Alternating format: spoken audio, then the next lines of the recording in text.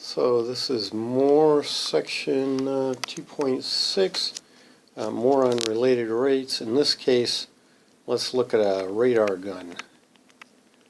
Okay, now actually I'm kind of making this up on the spot, but we'll kind of see how it goes. So I'm just kind of thinking here that you've got some road, and you got your car here careening down the road much too fast, and here we have our police cruiser. That's the light on top, but it's not actually going. That's just to show that it could be going. And they have a radar gun on you, and that radar gun is pointing like that, but of course you're actually going this way, and so we have this triangle, right? And so if we have some x, some y, and then some z, what we know is z squared is equal to x squared plus y squared. And what we're actually able to get from the radar gun is dz dt. Okay, so the policeman here with the radar gun checking your speed, that radar is actually looking at dz dt, not at dx dt, which is your real speed. So let's just see how that relates.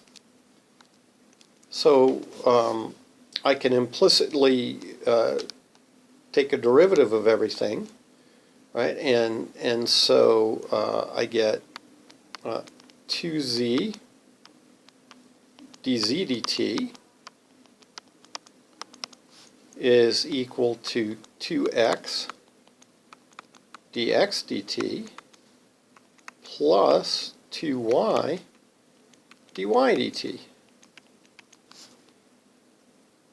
Okay, so we have that. Now, given this is a straight road and you're not intoxicated, we hope not,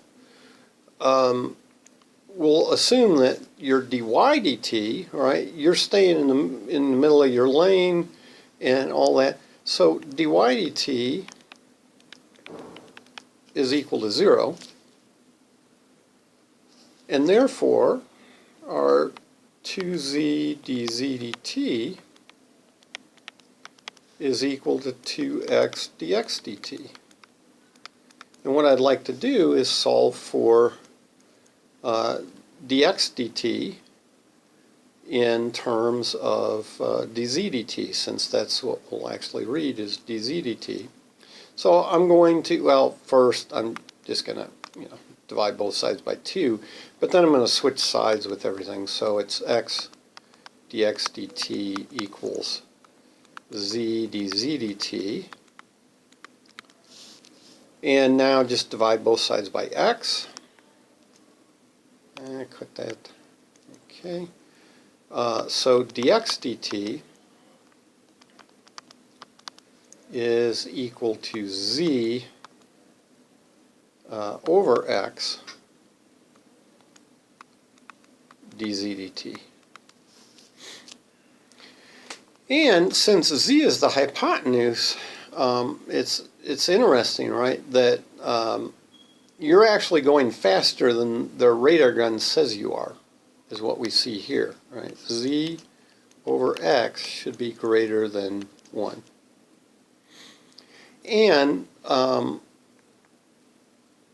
it kind of makes sense, because if you look at the case where if they did this radar gun when you were here, right at that, then the radar gun would say you aren't going any speed at all, you're going 0, because it just went out to the car, came back, but it's not moving toward the police car, right? And if you're way far away, the hypotenuse and x are really not too different, and so this would be about the same. This would be about 1. But that's a good question, you know, sort of what is that z over x? Well, again, in terms of x, we know that z is just the square root of x squared plus y squared, and the y squared, if it's a straight piece of road, the police car would have a good idea of how wide that is. But so then we would have our dx dt is the square root of x squared plus y squared over x dz dt. And so there we definitely see how the z over x is a little bit bigger than 1 probably, because we're taking the square root of x squared, which would just be x, but the square root of x squared plus y, so we're adding a little bit to that x squared and then taking the square root, so that should be a little bit bigger than x. And so there we have it, and one could kind of ask, well, how wide is a road? That's a good question. Say a road. Now I can tell you that 60 miles per hour. This is one of these weird things that I happen to remember from my youth being told, and have just never forgotten. 60 miles per hour is 88 feet per second. You can do the conversion, but that's what it is. And so let's say we were doing this in feet per second, then how wide is a road?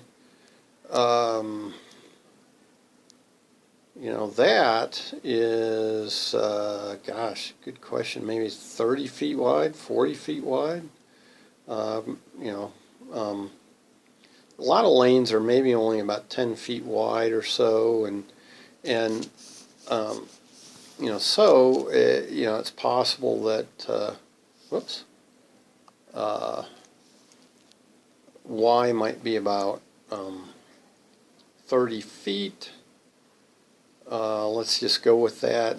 So suppose y is around 30 feet, and how far away are you when they're doing this work? Good question. Maybe are you quarter mile, eighth of a mile, something like that.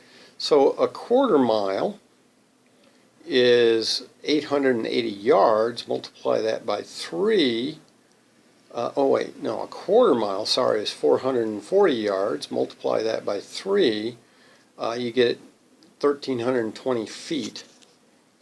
And so suppose you do this when x is, let's go with 1,000 feet, just to make it easier to do a square. 1,000 feet, so less than a quarter mile. Then in this case, our square root of x squared plus y squared over x is equal to the square root of 1,000 squared plus 30 squared over 1,000. Well, 1,000 squared is 1,000,000.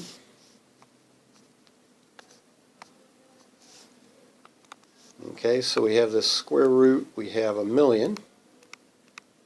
1, 2, 3, 1, 2, 3, plus 900. Let's just make it an even 1,000 to make our life easier, and then all divided by 1,000. So, what's the square root of 1,000,000 plus 1,000? Good question. We can go to, I don't think I have decimals up here. Let's look. Yes, I do. It says Chrome right there. How about that? And so I can get rid of some old stuff that I had done. And let's see, what do we have? We had the square root of 1,000 squared plus, well, I'll just do the 30 squared. Why not? As long as we've got this. Right? And that's 1,000.449. Interesting, right? So, 1,000.5. Now, let's divide that whole thing. Let's see if I hit the divide sign. Does it work? Yes, beautifully. And let's divide by 1,000. And you see it's basically 1. Okay, so, this is one of those things that, let's see, get back to where we were. This is about 1. And so, if you want to argue that you weren't speeding because because of this geometry here, and they got the wrong answer, and you can show them how